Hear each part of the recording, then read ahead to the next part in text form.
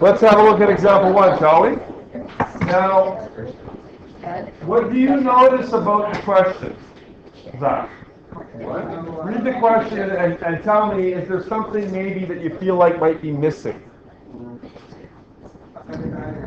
A diagram? Okay. We need a weight of the cube or the person. Do you? It certainly feels like you're missing, right? Okay, so a girl says at the top, of a frictionless snow, perhaps it's the tubing hill, ice down, flooded, on her inner tube. The hill is inclined at an angle of 25 degrees to the horizontal. What will be the girl's acceleration due to gravity? So we're looking for A, I guess, aren't we? Right? Oh. We don't, well, you could probably say that there's an initial velocity of 0, right? The other thing that we don't seem to have is we don't have a distance, but does the distance matter? If you want it to. Jason is remembering that, yep, on a frictionless hill, it's just G sine theta. We'll give you the answer and then I'll explain why. It's that easy. Yep. What? 9.8 sine 25. It's literally that easy. Yep.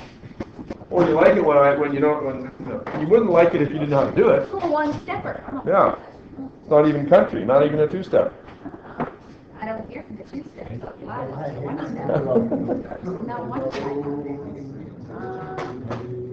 I'm my own. 4.1? That's a fast speed there. That's an acceleration, that's not a speed. Well, he's going to. Now, why is that true? Well, on the hill, you've got FD, right? Which is equal to mg sine theta. But because there's no friction, like if there was friction it would be there, but it's not there. Is this still, for example, one? Yeah? I'm just explaining why the mass doesn't matter, right? Oh. That FD is literally it's the net force, is it not? There's no other force acting in the direction of the movement, up or down, right? And F net is equal to MA, and so what happens to the M's?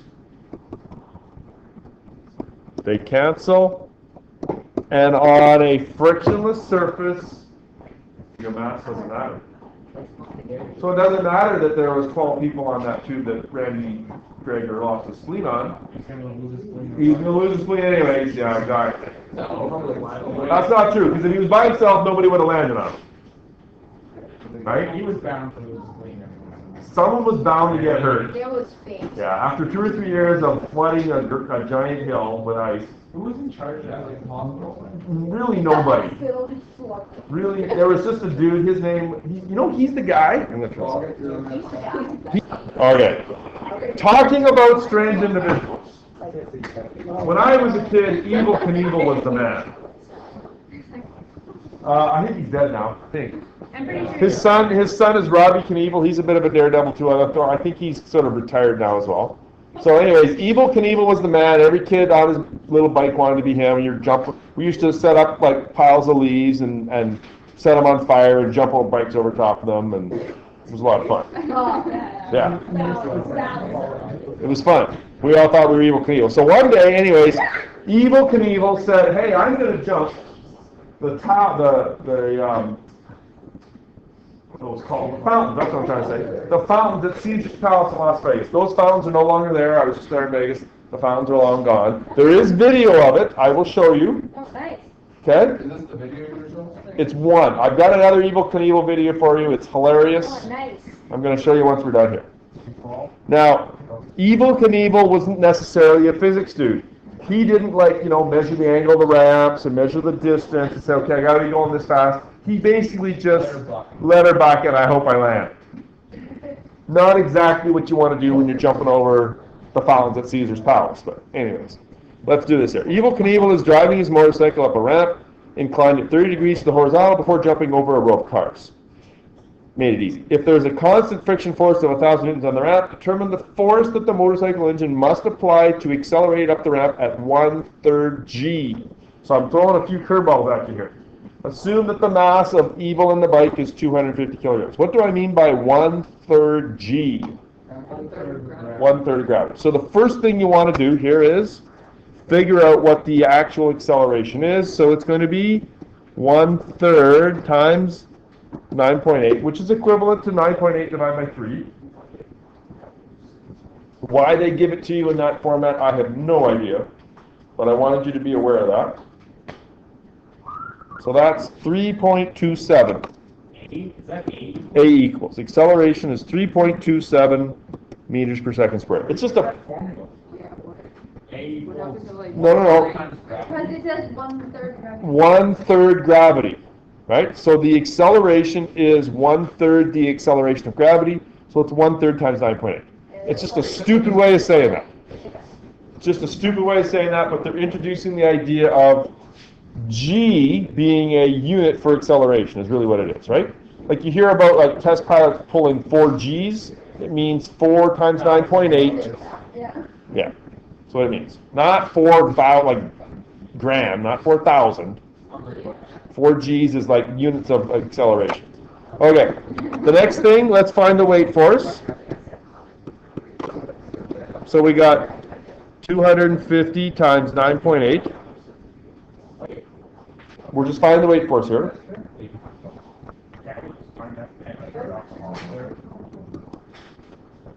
Yeah, we'll probably need that right away, yes. That's the weight force. And you're right, we're going to need Is that 2,400? 2,450. The guys back there are saying they want the net force.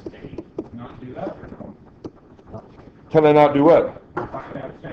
Yeah, we're going to do it right away. It's going to be 250 times that 3.27, right? Yeah.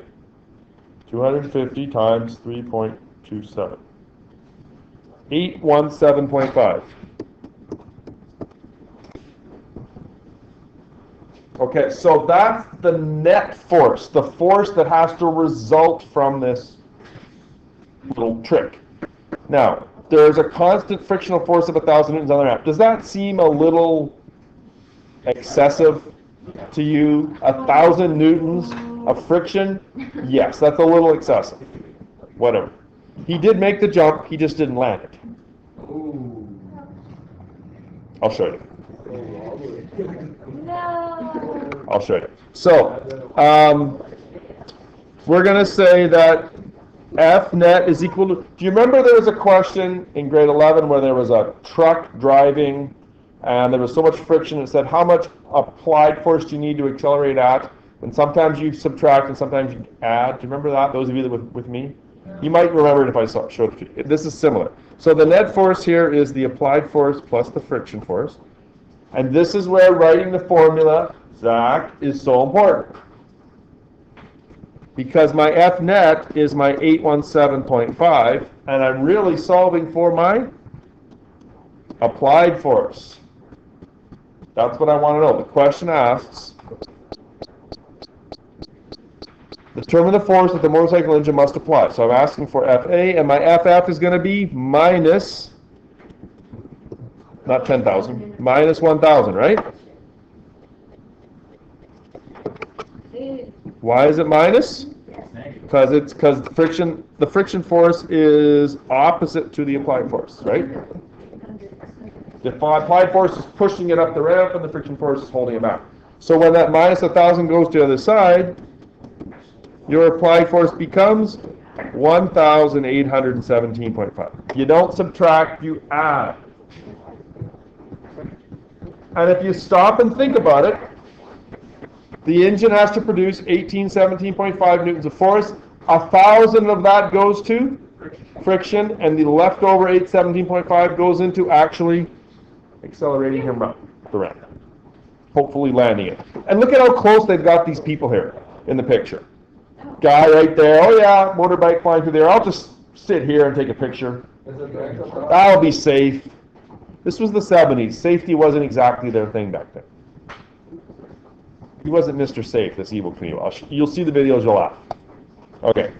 I want to change the question a little bit because it really wasn't that hard. So why, we didn't use the degrees at all? Didn't use the degrees at all. You're right. I'm going to in part 2. Now, I think if you look in the book, I don't think they actually do this, but I realized, hey, this isn't how it's going to work. I'm going to give you the frictional coefficient. So instead of the 1,000, I'm going to say the friction force is 0.15. So what's all the same? The acceleration is still going to be the same, 3.27. Right? What about the net force? Is it going to be the same? No? Should be, right? 250 times 3.27, that should be the same, should it not? Think so. What was it? 812.7? 817.5, okay.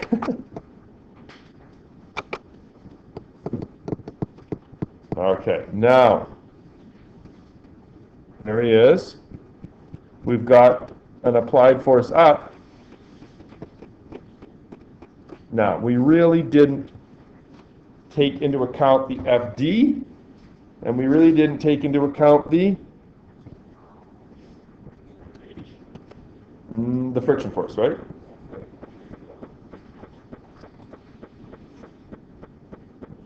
You know what? I'm not convinced. You know what, Steve? I'm not convinced I did this one right. No. You're right, I didn't, Jason. No. That's what you're talking about? So how are we going to fix that? I think you're right, Jason.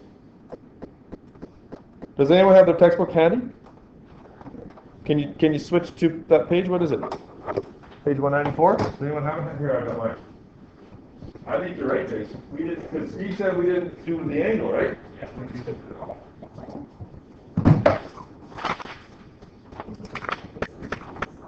Serves me right for flying without a chute. 194. Evel Knievel.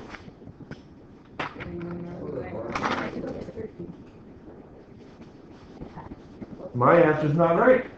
Okay, What? so let's fix it. Have you got space there? Little bit. I didn't do it on purpose. I didn't do it on purpose. But is it okay to admit I'm making a mistake? I think it's okay if teachers model that they make mistakes. How much we fix that? How much? No? Okay, so how am I going to fix this here? That's the same. I'm going to get rid of this guy here. Get rid of all the applied stuff. Well, what am I missing here? Yep, exactly, right? So what should there be here? Plus an FD, right? So I really got to figure out the FD. I'm going to fill it in this space right here. You guys are going to have to speak up if you think I'm making a mistake. I'll admit to it. So this should be 250 times 9.8 times the sine of 30, right?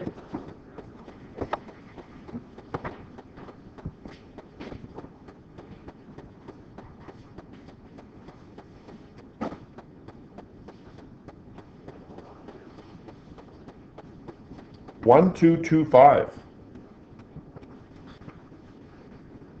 That's a considerable amount of force. Now, is that... You must have just went 25 times. Which direction is that? It's another negative. It's another negative, exactly. So this is going to be minus 1,000 minus 1,225 because it's down the ramp. And so now those two blue ones go to the other side and become positive. Right? So FA, I'm just going to flip the sides, is going to be 817.5 plus 1,000 plus the FD. That makes better sense. I like that.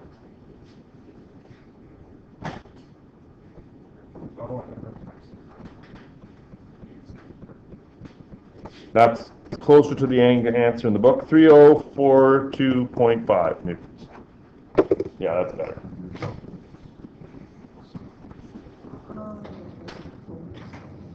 It's a lot of force. Yeah. Not as much, that's actually not as much force as when he hits the ground on the other side, which I will show you.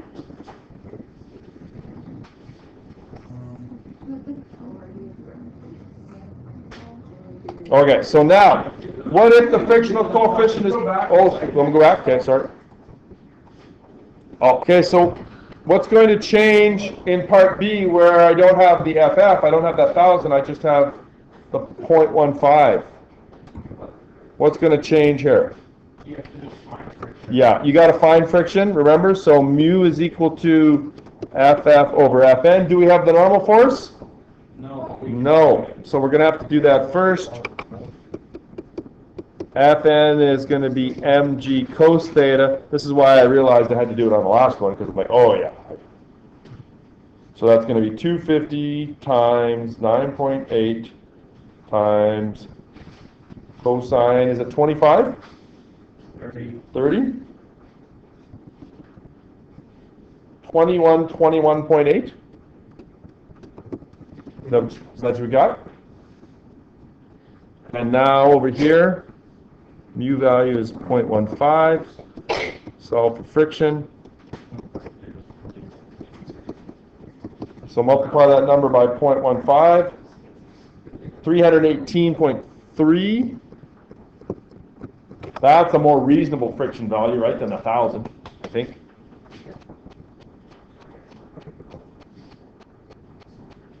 And now all you do is, yeah, do this step right here, except it's not 1,000.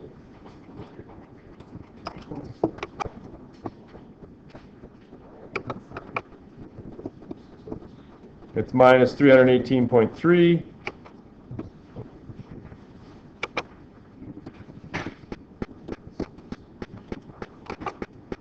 Oh, that's not even over here. Right? Same thing, just adding it in the right spot. We're gonna do A then, right? Well, we're finding the FA, right? It's exactly the same question, except you have to find FF in a slightly different fashion, instead of just giving it to you. A more realistic type problem. If you can be realistic when Evel Knievel is involved.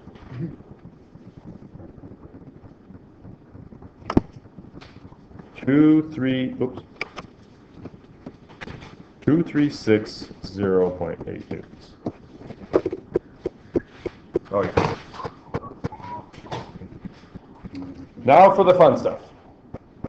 Actual fun. Not what I say is fun, but actual fun.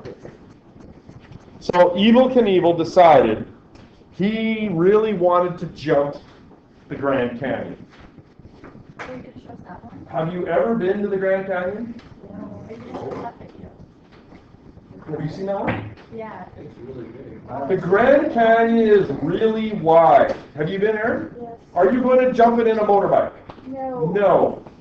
It's like, what, maybe 12 miles across or something like that? Like, it's giant, okay? So, like, it's, Google it up. Is there a video of this? No. The Grand Canyon is owned by the federal government of the United States, and they said, no, you're not jumping the Grand Canyon on your motorbike. So he decided, well, I'm jumping the canyon because I want to. So he went and bought land on two sides of the Snake River Canyon, so that it was his own private property, and he decided, I'm going to jump the Snake River Canyon. Not on a motorbike, he built a Sky Cycle, which was basically a rocket. Yes. So he's going to jump this canyon in his rocket, right? And they invite the TV to come and watch. Here's what it looks like. I apologize for the quality of video. Remember, it's 1977 or something. I remember watching this as a kid.